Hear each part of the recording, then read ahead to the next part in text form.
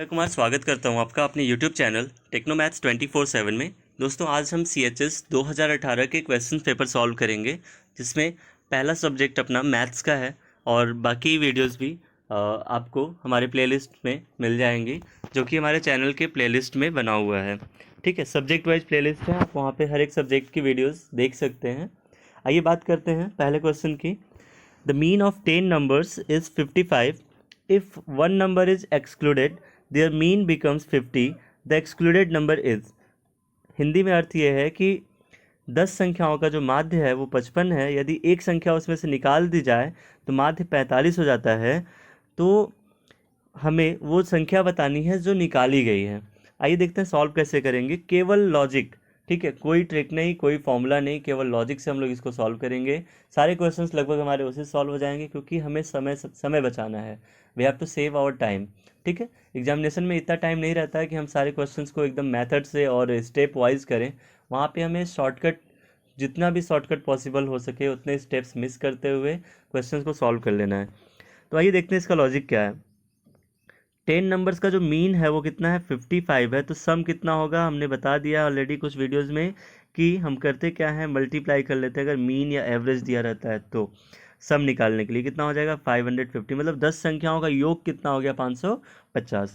इसके बाद एक संख्या निकाली गई तो बची कितनी, 9 संख्याएं बची।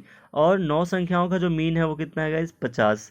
तो ये हो जाएगा 9 × 5 = 45, यानी कि हो जाएगा टोटल 450। ठीक है, तो अब देखिए ये जो संख्या निकाली गई है इसी की वजह से यहाँ योग में कमी आ रही है।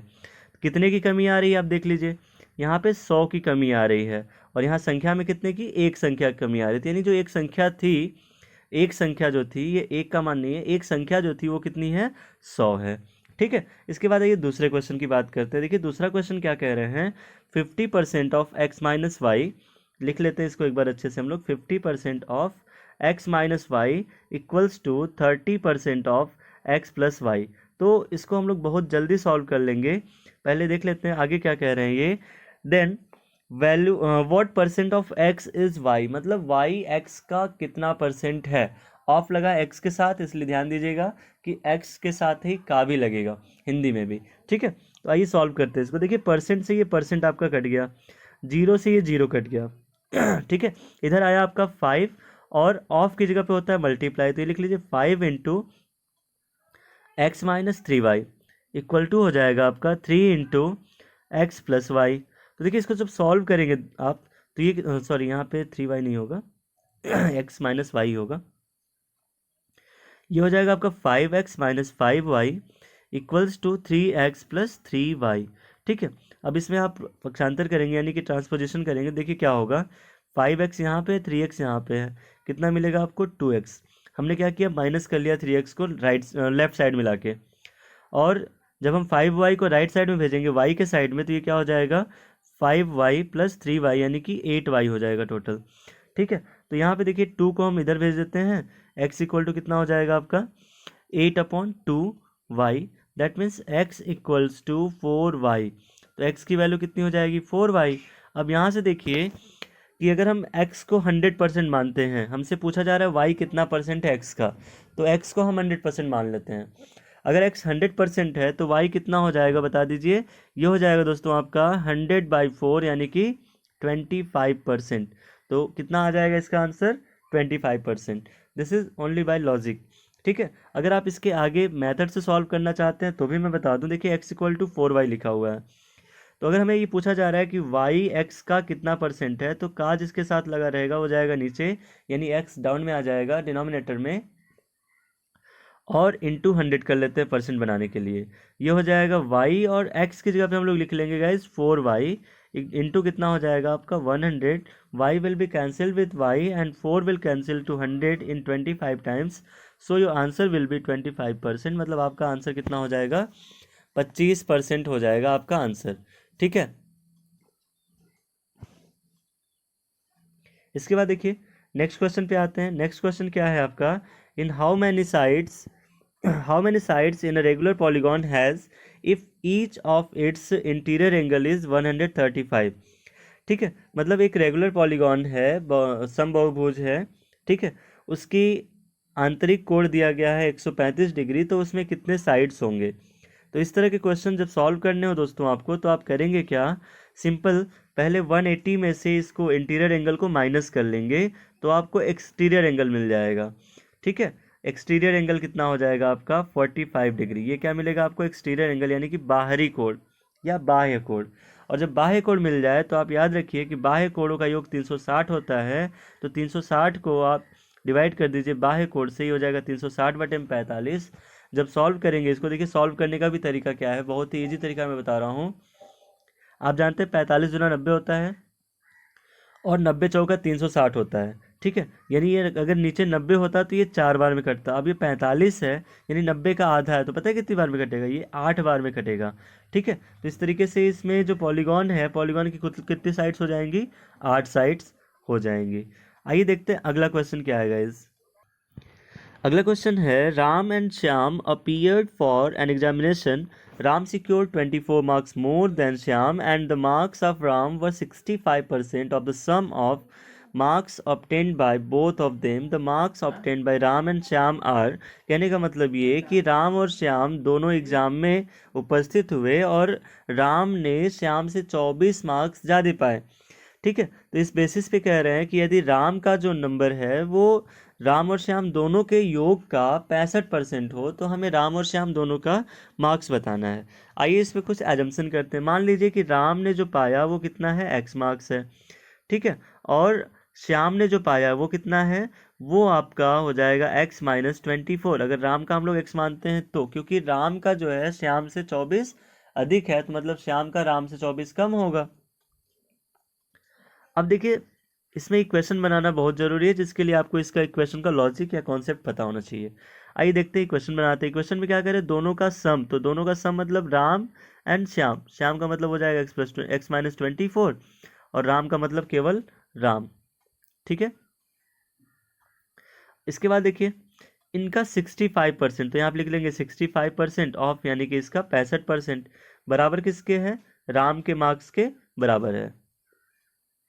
तो यहाँ पे आपका इक्वेशन क्या बना था, देखिए इक्वेशन जो आपका बना था वो था x = 65%, मतलब 65/100 हो जाएगा, इनटू कर लीजिए आप, ये हो जाएगा x + x यानी 2x हो जाएगा, और माइनस कितना हो जाएगा यहाँ पे 24 हो जाएगा। बस इसी इक्वेशन को आपको सॉल्व करना है और आपका आंसर आ जाएगा। देखिए 65 को 5 से आप काट लीजिए 13 टाइम्स में, एंड 100 को काट लीजिए आप 20 टाइम्स में। ठीक है, इसके बाद फिर इसमें क्रॉस मल्टीप्लिकेशन कर दीजिए, जिससे कि आपका स्टेप भी कम हो जाए और सोल्यूशन भी जल्दी मिल जाए। ये हो जाएगा आपका, देखिए 20 का मल्टीप्लाई आप x में कर लीजिए, 20x हो जाएगा, इक्वल टू हो जाएगा 13 का मल्टीप्लाई इन दोनों में करना पड़ेगा, तो 13 × 2 = 26x हो जाएगा, और माइनस हो जाएगा आपका 13 × 24। दैट मीन्स ये आ जाएगा आपका टोटल 26 को यहीं रहने दीजिए x के साथ, और माइनस कर लीजिए आप 20x को लेफ्ट से राइट में ला करके, तो -20x हो जाएगा। और ये माइनस में वैल्यू है, इसको इधर ले आएंगे, 13 × 24 करेंगे, तो 13 × 24 करेंगे तो 13 चौके 52, 2 हो जाएगा, 13 दूना 26 और 5 31, यानी 312 आएगा। कितना आ जाएगा ये 312। तो देखिए यहाँ पे जो होगा 6x = हो जाएगा आपका 312, तो x की वैल्यू हो जाएगी आपकी 312 divided by 6, that means value of x = आपका आ जाएगा 6 × 5 = 30 एंड 1 2 6 2 = 12। तो x की जो वैल्यू आ गई कितनी आ गई 52, मतलब राम के जो मार्क्स हैं वो कितने हैं 52 हैं। तो इस बेसिस पे देखिए जो 52 वाला आंसर है राम के लिए वो ऑप्शन डी में है। और अगर आप श्याम के भी मार्क्स फाइंड करना चाहते हैं, वैसे तो आपका आंसर हो गया, लेकिन अगर आप श्याम के भी मार्क्स फाइंड करना चाहते हैं तो बहुत ईजी है। आप 52 में से 24 को माइनस कर लीजिए, क्योंकि श्याम जो है 24 कम है राम से, तो ये हो जाएगा आपका 52 - 24, दैट मीन्स 28 मार्क्स श्याम के हो जाएंगे। अब आइए नेक्स्ट क्वेश्चन की बात करते हैं। देखिए नेक्स्ट क्वेश्चन क्या है, if p = 99 then the value of p in bracket p² + 3p + 3 is what. तो देखिए यहाँ पे हमें बस छोटा सा एक काम करना है और इसके बाद आंसर अपना आ जाएगा। आइए देखते हैं, सॉल्व करते हैं इसको। p की जगह पे p की वैल्यू जो है 99 है, तो गाइज हम जानते हैं कि 99 को हम लोग 100 - 1 लिख सकते हैं। ठीक है, अब ये जो एक्सप्रेशन दिया हुआ है यहाँ पे हम p जहाँ जहाँ पे है वहाँ पे 99 की जगह पे 100 - 1 लिखेंगे ताकि ये क्वेश्चन और इजी हो जाए, ठीक है। और इसमें कैलकुलेशन आपका थोड़ा सा इजी आ जाएगा, एक फॉर्मूला बनेगा, उसके बाद फिर आप तुरंत सॉल्व कर लेंगे। देखिए कितना हो जाएगा, p का मतलब 100 - 1, ठीक है। इसके बाद फिर आपका हो जाएगा यहाँ पे p स्क्वायर है, तो p स्क्वायर की जगह पे हो जाएगा आपका 100 - 1 का होल स्क्वायर, और इसके बाद +3 इंटू यहाँ पे फिर हो जाएगा आपका 100 - 1 और +3 हो जाएगा। इसी को थोड़ा सा सॉल्व करते हैं। देखिए 100 - 1 को तो हम ऐसे ही रहने देते हैं, लेकिन ये जो ब्रैकेट में है इसकी बात करते हैं। अब देखिए 100 - 1 का यहाँ whole square, that means you can apply the formula a+b whole square and a - b whole square. यहाँ पे आप a - b का होल स्क्वायर की आइडेंटिटी यूज कर सकते हैं। तो ये हो जाएगा देखिए a square plus b square यानी 1 माइनस 2ab यानी 2 इंटू 1 इंटू 100, तो ये हो जाएगा 200, और प्लस ये हो जाएगा 300 माइनस 3 और +3 हो जाएगा। देखिए 3 से 3 कैंसिल हो गया, यहीं पे कट कर लीजिए। और इस 300 में से 200 माइनस करेंगे, कितना आ जाएगा, 100 आ जाएगा।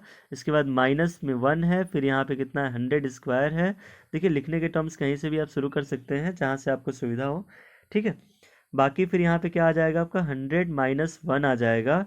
इस बेसिस पे देखिए तो यहाँ पे एक फॉर्मूला मिल रहा है आपको, एक आइडेंटिटी मिल रही है, ये a - b into a square plus b square minus a b, ठीक है। तो यहाँ पे जो सॉरी यहाँ माइनस नहीं प्लस में आएगा आंसर, ठीक है। तो प्लस ए बी, यहाँ जो आइडेंटिटी बन रही है हमने कैसे बनाया इसको, 100 को हमने ए मान लिया, let's a equal to 100 let b equal to 1। तो ये जो आइडेंटिटी बन रही है गाइज, ये किसकी बन रही है आइडेंटिटी, आप देखिए यहाँ पे a³ माइनस b³ की आइडेंटिटी यहाँ पे बन रही है, ठीक है। तो अगर a³ माइनस b³ की आइडेंटिटी बन रही है, मतलब यहाँ पे आंसर जो आएगा आपका 100³ माइनस 1³ मिलेगा, ठीक है। तो अब आपको लग रहा होगा कि ये आंसर तो बहुत ईजी हो गया। हाँ सच में ये आंसर बहुत ईजी हो गया भाई, इसको सॉल्व कर लेते हैं, एक लाइन और बचे इसके, आइए देखते हैं।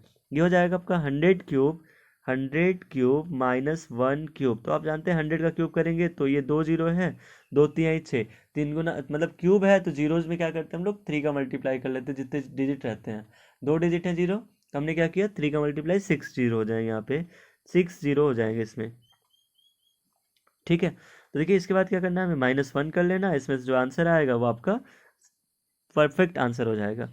10 - 1 कितना हो जाएगा 9, फिर यहाँ पे भी 10 - 1 9, फिर यहाँ पे भी 10 - 1 9, फिर यहाँ पे भी आपका 10 - 1 9, फिर यहाँ पे भी 10 - 1 9, और फाइनली ये वाले भी 10 का -1 करेंगे तो क्या आ जाएगा 9। एक्चुअली मैंने डायरेक्ट 1 माइनस करते चला गया मैं, रीज़न ये था कि सेम वैल्यू आएगी, आप कैरी लेके कर सकते हैं, ठीक है ना।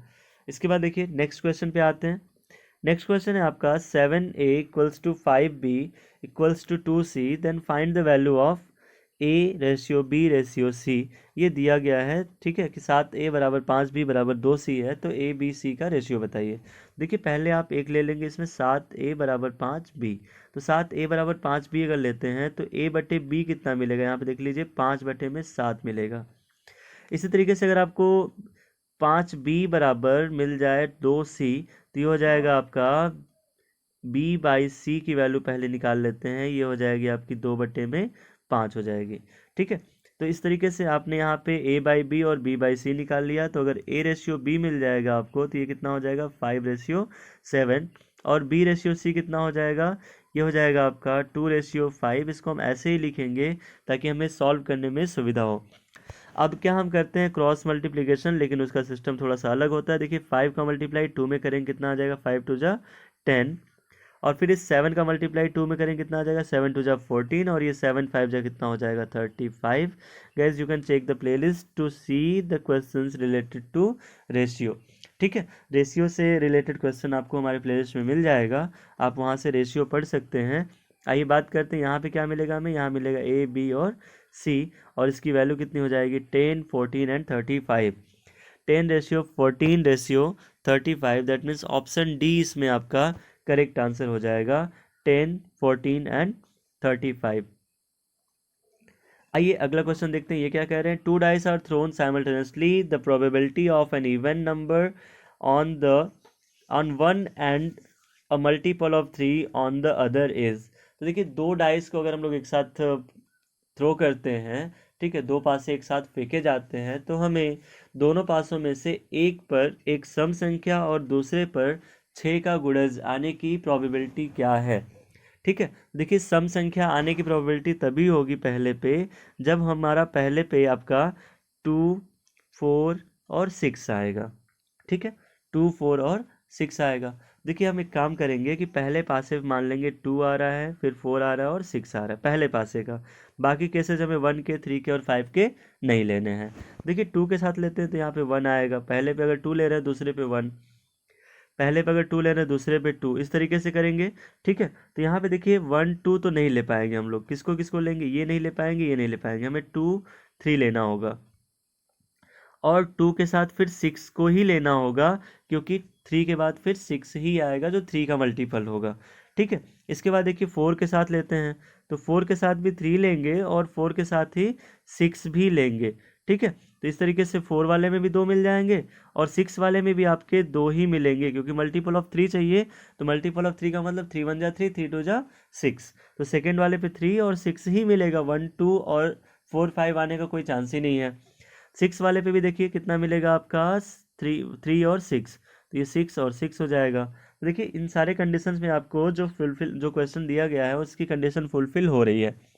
यहाँ देखिए पहले डाइस पे इवन नंबर और दूसरे पे मल्टीपल ऑफ 3, यहाँ देखिए पहले डाइस पे इवन नंबर और दूसरे पे मल्टीपल ऑफ 3, यहाँ भी देखिए पहले डाइस पे इवन नंबर और दूसरे पे मल्टीपल ऑफ 3। यही इतने केस बनेंगे और केस कुल कितने बन रहे हैं, देखिए केस बन रहे हैं 1, 2, 3, 4, 5 एंड 6, टोटल 6 केसेस बन रहे हैं। तो ये क्या करते हैं हम लोग प्रोबेबिलिटी के लिए, नंबर ऑफ पॉसिबल इवेंट्स कितने हो जाएंगे इसमें, 6, और टोटल नंबर ऑफ इवेंट्स कितने हैं, तो टोटल नंबर ऑफ इवेंट्स आप जानते हैं इसमें 36 इवेंट्स बनेंगे। क्यों 36 इवेंट्स बनेंगे, इसके लिए भी देखिए लॉजिक है इसका। एक बार डाइस अगर थ्रो करते हैं उसमें 6 इवेंट्स बनते हैं।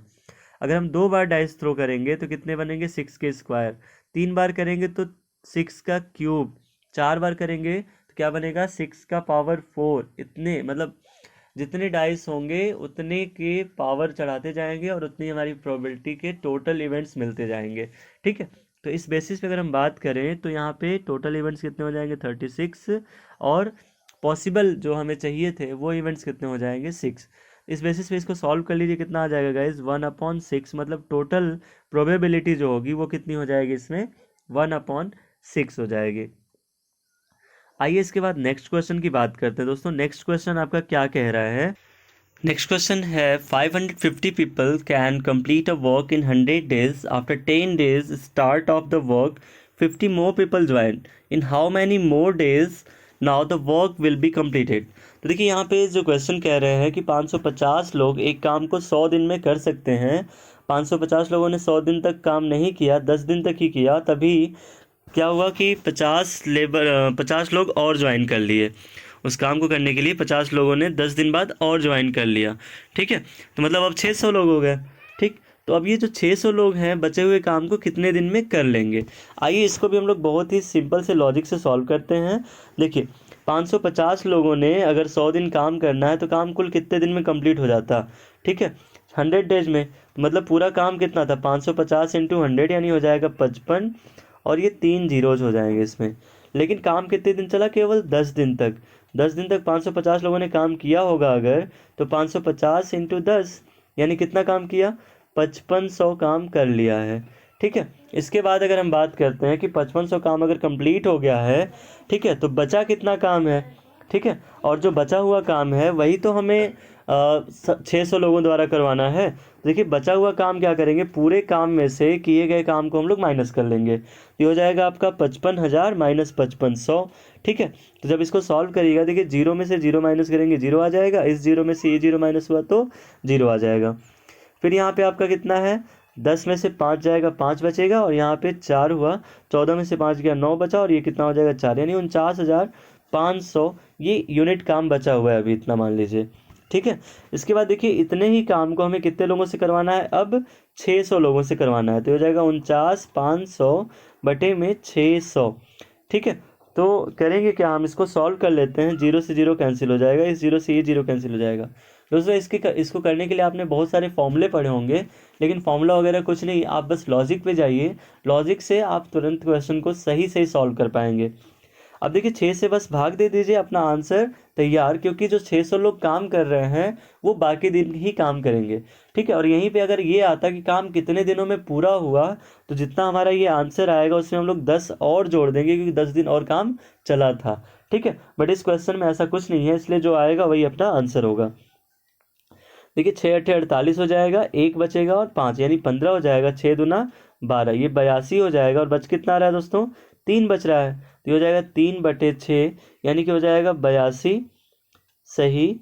अब यहाँ पे देखिए 3/6 को आप क्या कर लेंगे, 1/2 कर लेंगे, तो 82 1/2 दिन, इतने दिन काम और चला, मतलब कहने का कि 82 से 1/2 दिन 600 लोगों ने मिलकर काम किया। अगर यहीं पे क्वेश्चन पूछता कि कितने दिन काम पूरा कितना दिन लगा पूरा काम होने में, तो आप क्या बताएंगे, 83 से 92 सही 1/2, 10 दिन आप जोड़ देंगे इसमें। आइए देखते हैं next question. The difference between the length and the breadth of rectangle is 23 meter. If its perimeter is 206 meter, then its area is। कहने का मतलब ये कि एक आयत है जिसकी लंबाई और चौड़ाई का जो अंतर है वो कितना है, 23 मीटर। तो आप जानते हैं आयत जो होता है लंबाई उसकी ज़्यादा होती है, ठीक है। तो एक रफ फिगर हम लोग बना लेते हैं, मान लीजिए 23 मीटर है, और सॉरी इन दोनों में डिफरेंस 23 मीटर है, ठीक है। तो अगर हम लेंथ को ब्रेड्थ को अगर हम x मानते हैं, यानी चौड़ाई को अगर x मानते हैं, तो लंबाई आपकी कितनी हो जाएगी, x+23 हो जाएगी, ठीक है। कह रहे इफ इट्स पेरीमीटर इज 206, तो पेरीमीटर का मतलब क्या होता है, 2 गुणे लंबाई धन चौड़ाई। आप फॉर्मूला लिख लीजिए, 2 × लेंथ प्लस ब्रेड्थ हो जाएगा। तो 2 × length plus breadth equal to कितना दिया है यहाँ पे आपको, 206 दिया है, ठीक है। तो 2 × अब देखिए लेंथ की वैल्यू कितनी है आपकी, x+23, आप यहाँ लिख लीजिए x+23, और ब्रेड्थ की वैल्यू कितनी है, तो ब्रेड्थ की वैल्यू आपकी हो जाएगी x हो जाएगी, ठीक है, इक्वल टू हो जाएगा 206। इस बेसिस पे देखिए 206 हो जाएगा, ठीक है ना, ये रॉन्ग हो गया थोड़ा यहाँ पे, ठीक है। इसके बाद देखिए क्या होगा, यहाँ पे x और x 2x हो जाएंगे, और ये 23 हो जाएगा। इसके बाद इस 2 को आप यहीं रहने दीजिए अभी, या फिर 206 में डिवाइड कर लीजिए, कोई फ़र्क नहीं पड़ेगा ज़्यादा, ठीक है। और इजी हो जाएगा, बल्कि 103 आ जाएगा यहाँ पे, ठीक है। इसके बाद देखिए यहाँ पे हो जाएगा 2x+3। अब एक काम करते हैं, 23 यहाँ पे 2x को यहीं रन देते हैं। 103 में से गाइस जब हम लोग 23 को माइनस करेंगे तो ये आ जाएगा आपका 80, मतलब x की वैल्यू हो जाएगी आपकी 80/2। तो 80/2 का मतलब कितना हुआ, 40, ठीक है। तो वैल्यू ऑफ x कितना हो जाएगा यहाँ पे आपका 40। ऑन दिस बेसिस आपका जो ब्रेड्थ है वो कितना हो गया, 40 हो गया, और लेंथ कितनी हो जाएगी, तो लेंथ हो जाएगी 40 + 23, दैट मीन्स 40 और 20 60, और 3 कितना हो जाएगा 63, ठीक है। हमसे पूछा क्या गया है, देन इट्स एरिया इज, इसका क्षेत्रफल पूछा गया। तो क्षेत्रफल के लिए फॉर्मूला होता है लंबाई गुणे चौड़ाई। लंबाई आपकी आई है 63 और चौड़ाई कितनी आ गई है 40। तो अभी हम यहाँ पे सॉल्व कर लेते हैं इसको। एरिया इक्वल टू क्या हो जाएगा, लेंथ इंटू ब्रेड्थ। लेंथ हो जाएगा आपका 63 और ब्रेड्थ हो जाएगी 40, ठीक है। तो देखिए कितना हो जाएगा आपका, 0 को लिख लेंगे यहाँ पे, 13 चौके हो जाएगा 52, या फिर 4 से मल्टीप्लाई कर लेते हैं। चलिए ये हो जाएगा 63 है ना यहाँ पे, एक्चुअली हम खुद की राइटिंग में भी यहाँ पे कंफ्यूज हो गए। यहाँ पे आपका 63 × 4 है, तो ये हो जाएगा आपका 63 × 4 जब करेंगे आप, तो इसकी वैल्यू हो जाएगी 4 3 = 12 एंड 4 6 = 24 + 1 25, यानी 252, और ये 0 25 20। इसका जो आंसर होगा वो कितना हो जाएगा, 25 20। तो आइए सर्च करते हैं ऑप्शन में अपना कौन सा आंसर सही था। आंसर जो है आपका सी सही था, 25 20, यानी कि 2520 मीटर स्क्वायर। आइए देखते हैं नेक्स्ट क्वेश्चन क्या है। The cost of painting the whole surface area of a cube at the rate of 13 paisa per centimeter square is rupees 343.98. The volume of the cube is। देखिए इस तरह के cube and cuboid और मतलब mensuration के भी questions आपको हमारे प्लेलिस्ट में with solution and with concept मिल जाएंगे। आप प्लेलिस्ट प्लीज़ ज़रूर चेक कर लीजिएगा if you want more questions on CHS, okay. देखिए यहाँ पे क्या आएगा, आपका कॉस्ट ऑफ पेंटिंग दिया गया है, मतलब ये सरफेस एरिया की पेंटिंग को पूरा पेंट करना होता है। जब भी कभी पेंटिंग की बात करते हैं तो हम लोग सरफेस एरिया की बात करते हैं, ठीक है। तो देखिए सरफेस एरिया क्या होता है क्यूब का, आपके पास फॉर्मूला है 6a², ठीक है। और ये कितना दिया हुआ है, तो देखिए ये दिया हुआ है 343.98, और हम लोग क्या करते हैं, रेट से इसको डिवाइड कर देते हैं, ठीक है। और ये एक्चुअली रुपए में दिया है, तो इसको आप पहले पैसे में कन्वर्ट कर लीजिए, क्योंकि आपका जो रेट दिया गया है वो पैसे में दिया गया, 13 पैसा हो जाएगा। इसके बाद देखिए इसको सॉल्व करेंगे जब, तो ये हो जाएगा आपका 343.98 हो जाएगा, दशमलव कैंसिल हो जाएंगे जीरो से, 34398, और डिवाइडेड बाई कितना आ जाएगा आपका 13 आ जाएगा। अब 13 से इसको डिवाइड कर लेते हैं, देखिए 13 दूना कितना हो जाएगा 26, कितना बचेगा 7, यहाँ पे कर लेते हैं, 13 दूना हो जाएगा 26, ठीक है। और यहाँ पे 8 बचेगा, 8 3 यानी 83 हो गया।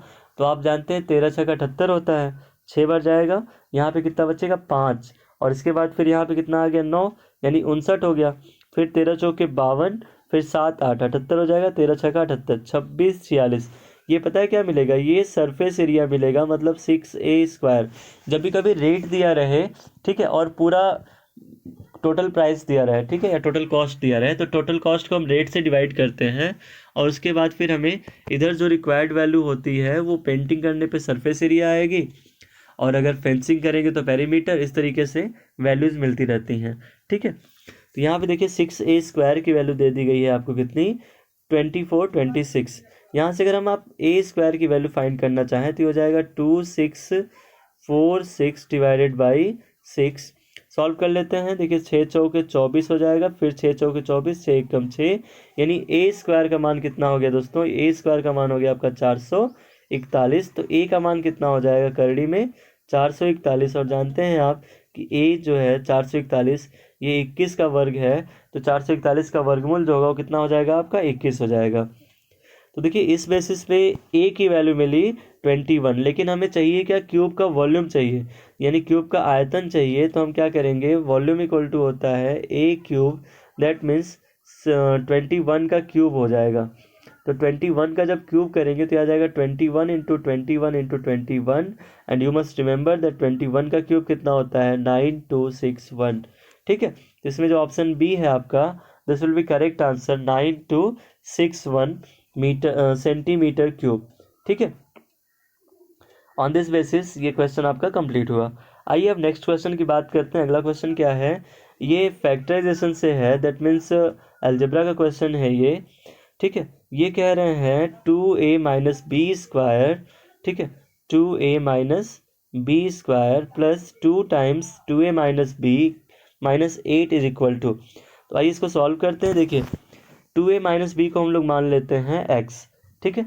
ये हो जाएगा आपका x का स्क्वायर प्लस 2 इंटू, ये फिर से हमने 2a माइनस बी को क्या माना है, x माना है, तो ये भी हो जाएगा आपका x माइनस 8, ठीक है। ये बना आपका x square plus 2x minus 8।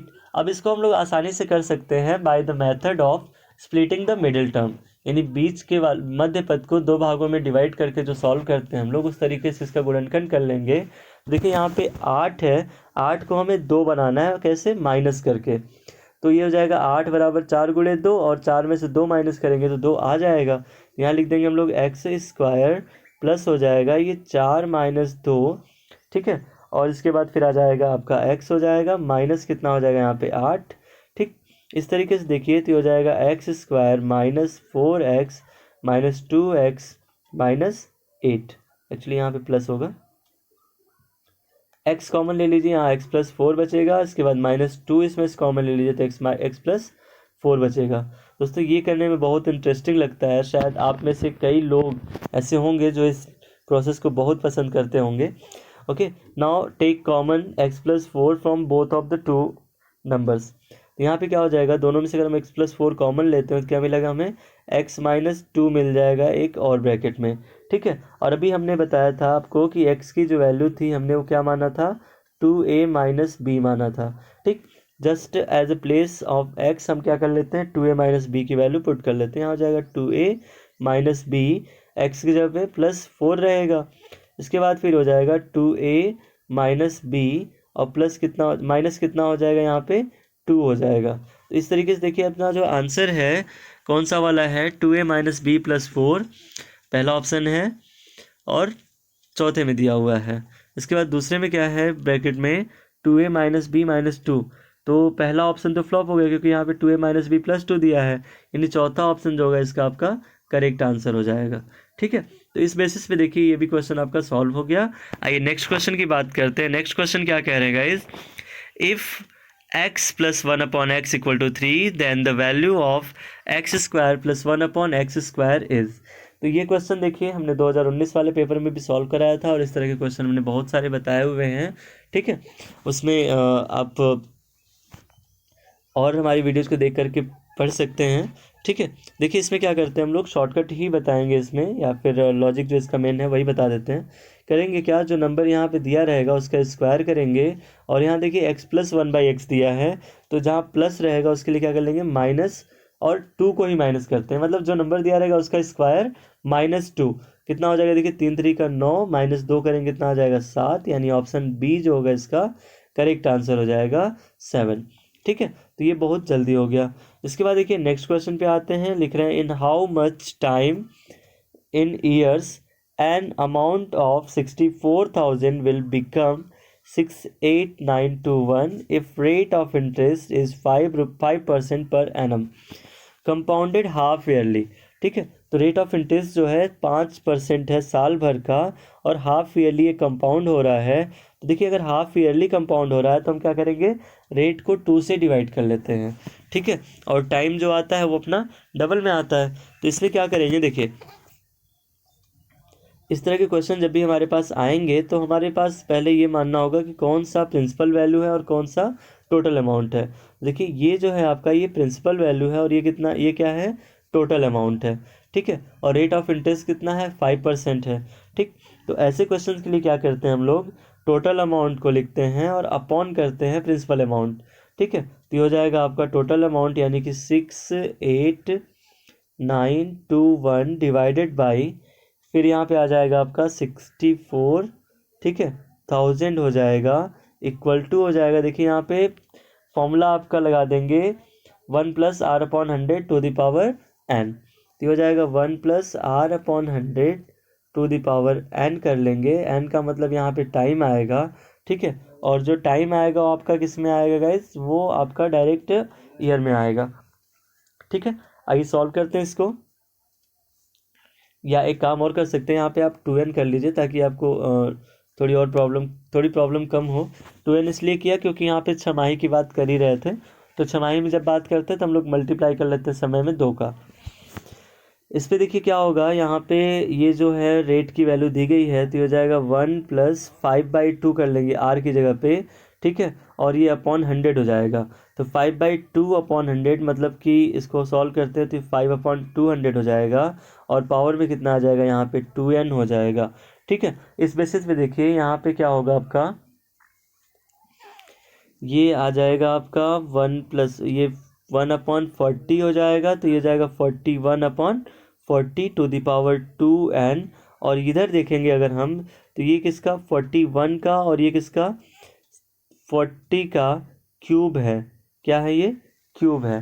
ठीक है, तो इस बेसिस पे देखिए अगर हम कंपेयर करते हैं तो यहाँ 3 है और यहाँ पे कितना है 2n है, यानी 3 की वैल्यू कितनी हो जाएगी 2n हो जाएगी।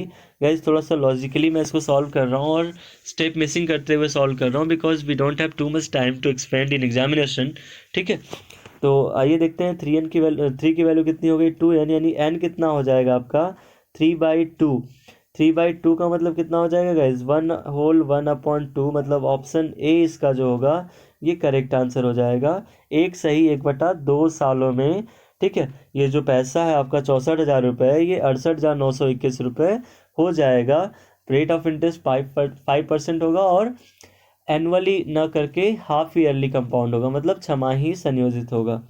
ठीक है, इसके बाद देखिए आते हैं हम लोग नेक्स्ट क्वेश्चन पे। अपना नेक्स्ट क्वेश्चन है, there would be 10% loss if a toy is sold at 10 rupees 80 per piece. At what price in rupees it should be sold to earn a profit of 20%। कहने का मतलब ये कि अगर एक खिलौने को 10% लॉस पे बेचा जाता है, 10% हानि पर बेचा जाता है, तो उसका जो प्राइस है वो कितना है 10 रुपये 80 पैसे। ठीक है, हमें इसको कितने रुपए में बेचना चाहिए कि हमें 20% का प्रॉफिट हो। तो आइए इसको सॉल्व करते हैं। देखिए कैसे करेंगे। अगर हमें 10% का लॉस हो रहा है, मतलब कितने में हम इसको सेल कर रहे हैं, इसको हम 90% में सेल कर रहे हैं, और सेलिंग प्राइस कितना हो रहा है अपना 10 रुपीज़ 80 पैसे। मतलब ये जो 10 रुपीज़ 80 पैसे है ये 90% की वैल्यू के बराबर है। अब क्या करेंगे, यहाँ से हम लोग 1% कैलकुलेट कर लेंगे। तुरंत अपना काम यही होगा कि first of all we have to calculate 1%। ठीक है, ये कितना हो जाएगा 10.80/90 आ जाएगा। अब देखिए हमें जो चाहिए वो क्या चाहिए, प्रॉफिट ऑफ 20%। तो प्रॉफिट ऑफ 20% का मतलब सेलिंग प्राइस कितना हो जाएगा 120%। तो अगर हमें कैलकुलेट करना है तो क्या कैलकुलेट करना है 120%। इसको कैलकुलेट कर लेते हैं, ये कितना आ जाएगा आपका 10.80 ÷ 90, और इस 120 का मल्टीप्लाई कर देंगे हम लोग यहाँ पे। देखिए अब यहाँ पे क्या होगा, 0 से 0 कैंसिल हो जाएंगे, 3 3 जा 9 होगा, और 3 4 जा क्या हो जाएगा आपका 12। अब क्या करना है आपको, 10.80 को हम 10.80 लिखते हैं, इंटू 4 कर लीजिए, अपॉन क्या कर लीजिए 3 कर लीजिए। देखिए 3 से भी डिवाइड कर लीजिए, कितना हो जाएगा यहाँ पे 3 3 जा 9, 1 पॉइंट आया, यानी कि पॉइंट यहाँ पे लगा देंगे, तो 1.8 यानी 18 हो गया। 3 6 जा कितना हो जाएगा 18, इंटू 4 कर लेंगे, तो देखिए 36 यानी 3.6 इंटू 4 आ गया। इसको सॉल्व कर लेते हैं, तो ये कितना आ जाएगा, देखिए 6 चौके 24 के 4, और 3 चौके 12, और 2 14। ठीक है, यानी 144, कहने का मतलब 14.4 रुपीज़। ठीक है, तो ये आपका वैल्यू कितना आ जाएगा 14.40, यानी ऑप्शन बी इसका जो होगा वो क्या होगा आपका करेक्ट आंसर हो जाएगा 14 रुपये 40 पैसे, अगर हम इसको 20% प्रॉफिट पे बेचे तो। अगला क्वेश्चन क्या है दोस्तों, 75% of a number when added to 75 is equal to the number.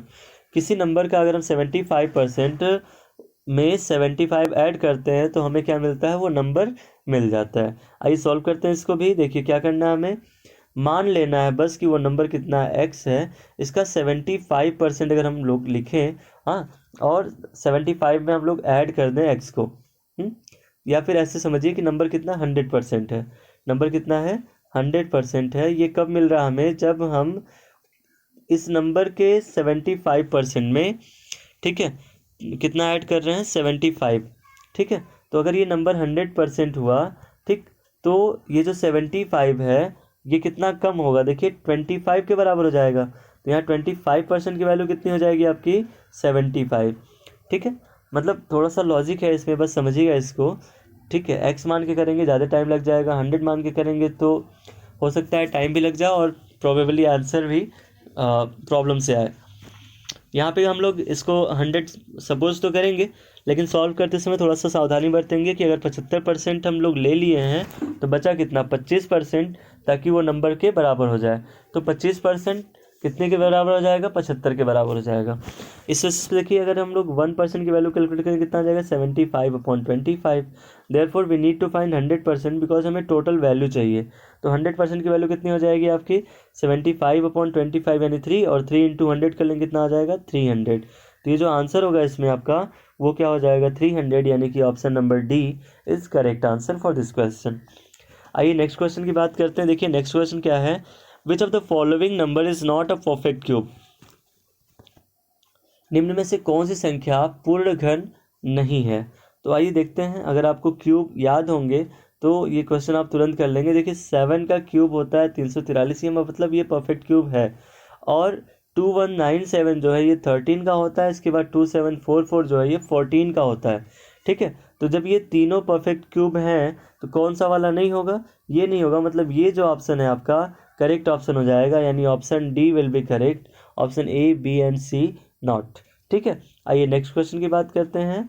A shopkeeper marks his goods 20% higher than the cost price and allows a discount of 5%, the percentage of his profit is।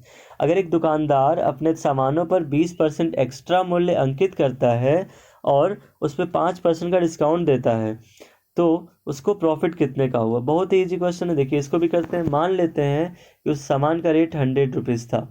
ठीक है, अगर उसने 20% extra लिखा तो उसका जो mark price था, mark price यानी कि अंकित मूल्य कितना हो जाएगा 120 हो जाएगा, और सीपी हमने कितना माना है 100, यानी कॉस्ट प्राइस यानी कि क्रय मूल्य कितना माना है 100।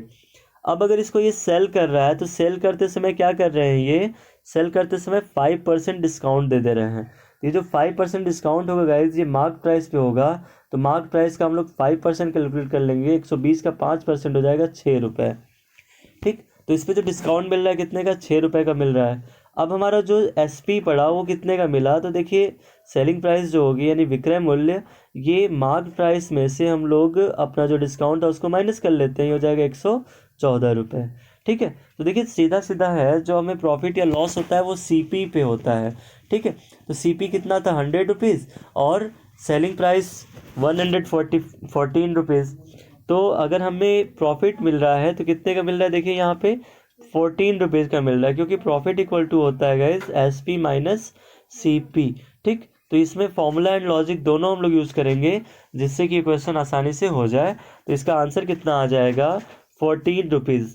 CP कितना, प्रॉफिट कितना हो जाएगा दोस्तों, 14 रुपीज़ इसका आंसर हो जाएगा। नेक्स्ट क्वेश्चन की बात करते हैं, क्वेश्चन नंबर 18 है ये। एक्चुअली हमारा टारगेट जो था 20 क्वेश्चन का था, and it is about to complete now. Before that I will say to subscribe my channel if you have not done it yet. ठीक है, देखिए क्या कह रहे हैं, 2 adjacent angles of a parallelogram are 2x + 25 degree and 3x - 5 degree. The value of x is. Adjacent का मतलब होता है संलग्न, दो संलग्न कोणों का जो समांतर चतुर्भुज किसी समांतर चतुर्भुज के दो संलग्न कोणों का जो योग जो मान दिया हुआ है, ये 2x + 25 है और 3x - 5 है। तो हमें x का मान बताना है। यहाँ पे हम आपको बता दें कि अगर एक समांतर चतुर्भुज इस तरीके से बनाते हैं हम लोग, इसमें जो संलग्न कोण होते हैं ये और ये, चाहे ये और ये या फिर ये और ये, ठीक है, दो संलग्न कोणों का जो योग होता है वो होता है 180 डिग्री। और इस बेसिस पे आप इसको सॉल्व कर सकते हैं। मतलब इन दोनों को जोड़ने पे कितना आ जाएगा, 180 डिग्री। तो आइए हम लोग जोड़ लेते हैं इन दोनों को और 180 के बराबर दिखा भी देते हैं। ये हो जाएगा 2x + 25 plus 3x - 5 equal to कितना हो जाएगा आपका, 180। ठीक है, इसके बाद देखिए आ जाएगा आपका 2x और 3x कितना हो जाएगा, टोटल 5x, और ये 25 - 5 कितना हो जाएगा, 20 इक्वल टू हो जाएगा 180। देयरफॉर 5x इक्वल टू हो जाएगा 180 - 20 दैट इज़ 160। देयरफॉर x की वैल्यू कितनी हो जाएगी यहाँ पे, तो x की वैल्यू हो जाएगी आपकी 160/5। ठीक है, तो यहाँ पे हो जाएगा 5 तिहाई 15 और 2 पंचे 10 यानी 32। ठीक है, तो इसमें जो आंसर होगा आपका 32, दैट मीन्स ऑप्शन ए यही करेक्ट आंसर हो जाएगा। The value of x is 32। Next question देखते हैं, question number 19। The ages of Rahul and Ravi are in the ratio 5:7। 4 years later the sum of their ages will be 56 years. What is the present age of Ravi in years? देखिए 4 साल बाद जो होगा इनका जो योग हो जाएगा वो 56 साल हो जाएगा। एक काम करते हैं हम लोग यहाँ पे 56 साल में से 4 और 4 दोनों लोग की जो एज है उसको माइनस कर लेते हैं। कितना आ जाएगा, 8 माइनस करने पे 48 आ जाएगा। मतलब कि अभी जो प्रेजेंट में एज का सम है वो कितना है, 48, और प्रेजेंट में एज का रेशियो कितना दिया है, देखिए 5:7 दिया है। तो प्रेजेंट में एज का जो रेशियो वाला सम है यानी जो मानी गई वैल्यू है कितनी हो जाएगी, 12। और जो प्रेजेंट में एज हम लोग निकाल लिए हैं 8 माइनस करके, क्योंकि 4 और 4 2 बार करके 8 साल एक्स्ट्रा हो गया सब में यानी योग में। तो ये कितना हो जाएगा, 48 में मतलब 12 का मान हो जाएगा 48, तो हो जाएगा 12 बराबर 48 यानी 1 बराबर हो जाएगा आपका 48/12 और ये हो जाएगा आपका 4। ठीक है, तो इस तरीके से 1 का मान कितना हो गया, 4। हमें प्रेजेंट एज बतानी थी, तो प्रेजेंट एज में जो राहुल की एज होगी 1 का मान 4 है, तो 5 बराबर यहाँ 20 हो जाएगा, और 7 बराबर कितना हो जाएगा, 7 चौके 28।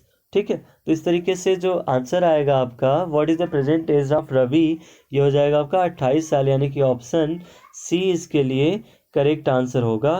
दोस्तों आइए लास्ट क्वेश्चन करते हैं। आज का लास्ट क्वेश्चन क्या है, among the following rational number which one is greatest, कौन इसमें से ग्रेटेस्ट है। तो आइए सॉल्व कर लेते हैं इसको।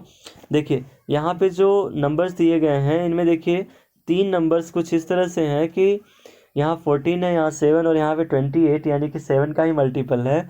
तो इन तीनों में तो बहुत आसान है बताना, सबको बराबर कर लेते। देखिए -11/28 है यहाँ पे, ठीक है, और ये हो जाएगा आपका -5/7 हो जाएगा।